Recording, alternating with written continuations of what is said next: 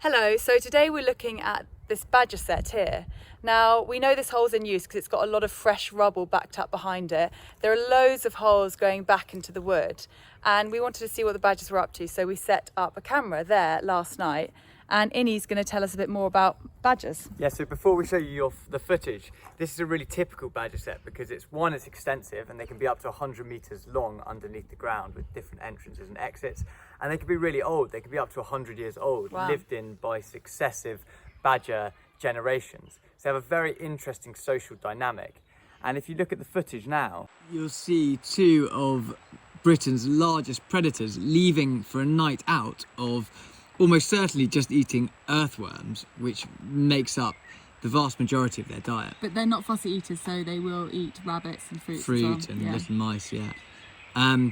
What's really is amazing about badgers is that regardless of when they mate during the year, their offspring are born in the winter, in January and mainly February.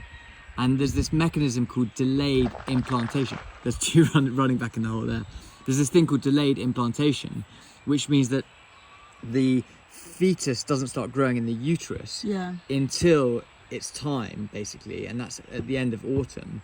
And so they could be mated before and they delay that. So the cubs are born in January and February, and that means they're coming out of their set in April when invertebrate numbers are at their highest, and the young can start foraging to... Oh, just sorry to interrupt, there's a little fox who also just very briefly comes onto the scene. Yeah.